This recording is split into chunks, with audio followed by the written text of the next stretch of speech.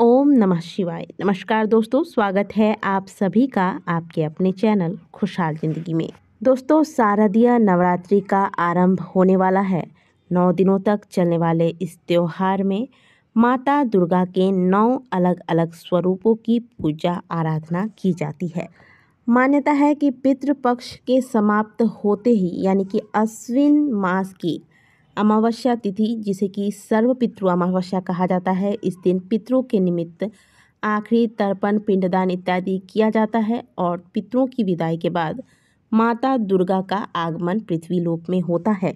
लगातार 9 दिनों तक माता दुर्गा के 9 स्वरूपों की अलग अलग विधि से पूजा अर्चना करके अष्टमी हवन, नवमी कन्या पूजन के पश्चात दशमी तिथि को माता की विदाई की जाती है। माता दुर्गा के ये 9 स्वरूप 9 ग्रहों का प्रतिनिधित्व करती है तथा ऐसी मान्यता है कि 9 दिनों तक माँ दुर्गा की विशेष पूजा अर्चना करने से व्यक्ति के जीवन की समस्त दुख, दर्द, परेशानियां समाप्त होती हैं, मनोकामनाएं पूर्ण होती हैं, ग्रह दोष समाप्त होते हैं तथा जीवन में सुख समृद्धि का आगमन होता है। तो आज के वीडियो में आप जानेंगे कि इस दौरान यानी कि नवरात्रि के इन 9 दिनों में माता के अलग अलग स्वरूपों की आपको पूजा किस विधि से करनी है, क्या खास भोग आपको माता को अलग अलग दिनों में लगाना चाहिए, जिससे आपने जिस संकल्प के साथ, जिस मनोकामना के साथ इस व्रत को धारण किया है, इस पूजा की शुरुआत की है, वह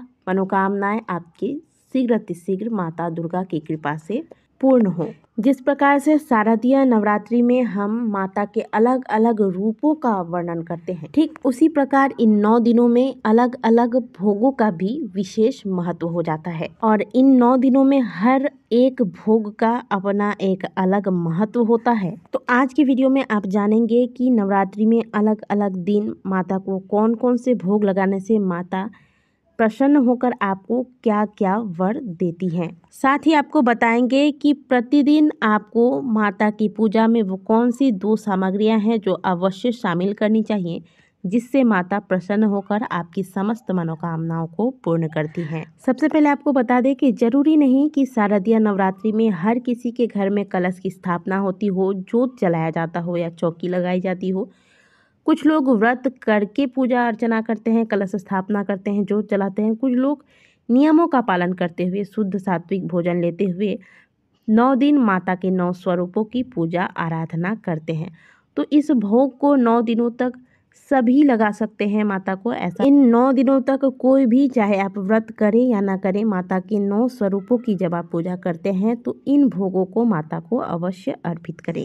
नवरात्रि के पहले दिन कलश स्थापना के पश्चात माता के प्रथम स्वरूप शैलपुत्री की पूजा आराधना हम सभी करते हैं। इस दिन माता को भोग में गाय का शुद्ध घी अर्पित करना चाहिए। माता के पहले स्वरूप माता शैलपुत्री की पूजा के दौरान जब हम माता को गाय का शुद्ध घी अर्पित करते हैं तो ऐसा माना जाता है कि माता प्रसन्न होकर इससे हमें आरोग्यता का वरदान प्रदान करती है और हमारे जीवन में स्वास्थ्य संबंधित जो भी समस्याएं आ रही हैं वह सभी दूर करती हैं। प्रथमम शैलपुत्री च द्वितीयम ब्रह्मचारिणी। माता शैलपुत्री के पश्चात माता के दूसरे स्वरूप माता ब्रह्मचारिणी की पूजा नवरात्रि के दूसरे दिन किया जाता है। इस दिन माता को शक्कर का भोग अर्पित करना चाहिए। माता को शक्कर अर्पित करने से व्यक्ति के जीवन में आयु संबंधित जो भी समस्याएं हैं, आपके जीवन में कोई भी बाधाएं आ रही हैं, वो सभी समाप्त होते हैं। माता का तीसरा स्वरूप चंद्रघंटा कहलाता है और इस दिन माता को दूध या फिर दूध से बनी हुई कोई भी मिठाई माता को अर्पित जरूर करना चाहिए।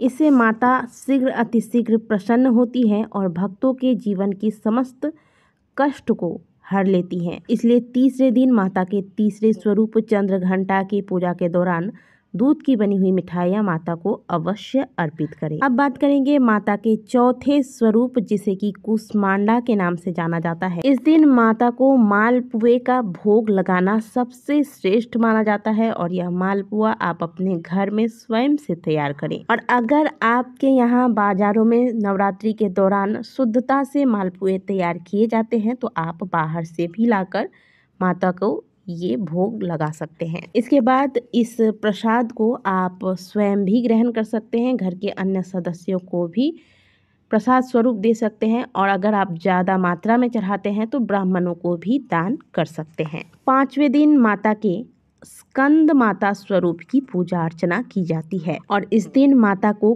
केले का भोग लगाना चाहिए। ये ऐसे भोग हैं जो आपको बड़ी ही आसानी से उपलब्ध हो जाएंगे। छठे दिन माता के छठे स्वरूप, जिसे कि माता कात्यायनी के नाम से जाना जाता है, इस दिन माता को शहद का भोग लगाना चाहिए। यह शहद आप मिट्टी के किसी पात्र में रखकर माता को अर्पित करें। इससे माता शीघ्र अतिशीघ्र अपने भक्तों पर कृपा दृष्टि बनाती है। आपने दुर्गा सप्तशती का पाठ किया होगा तो आपने यह अवश्य पढ़ा होगा कि माता को मधु अत्यंत प्रिय है। मधु यानी कि शहद, इससे आपके व्यक्तित्व में निखार आता है तथा आपकी आकर्षण शक्ति बढ़ती है। इसीलिए आज के दिन माता को मिट्टी के पात्र में शहद अर्पित करें। अगर मिट्टी का पात्र नहीं मिल पाता है तो घर में जो भी पात्र हैं जिसमें आप माता को भोग लगाते हैं वह आप माता को उसमें शहद रखकर अर्पित करें। नवरात्रि के 7वें दिन माता के कालरात्रि स्वरूप का पूजा अर्चना किया जाता है। इस दिन माता को गुड़ का या गुड़ से बने हुए मिठाइयों का भोग लगाना चाहिए। ऐसा करने से माता कालरात्रि अपने भक्तों के समस्त दुखों का नाश करती है, समस्त संकटों को दूर करती है। माता कालरात्रि के इस स्वरूप की पूजा अर्चना करते वक्त भूल से भी आपको काले या फिर गहरे रंग के वस्त्र धारण नहीं करने चाहिए। इस बात का सदैव ध्यान रखें। महाअष्टमी के दिन माता के 8वें स्वरूप महागौरी की पूजा अर्चना की जाती है। इस दिन माता को नारियल का भोग लगाना चाहिए। अब बारी आती है माता के 9वें स्वरूप, जिसे हम सभी सिद्धिदात्री के नाम से जानते हैं। महानवमी के दिन माता के 9वें स्वरूप सिद्धिदात्री को तिल का भोग या फिर तिल से बनी हुई मिठाइयों का भोग लगाना चाहिए। इससे माता अपने भक्तों को मृत्यु, भय या कोई भी अनहोनी घटनाओं से बचाती है। तो दोस्तों 9 दिन माता के 9 स्वरूप के 9 अलग अलग भोग होते हैं जो आज हमने आपको बताया है।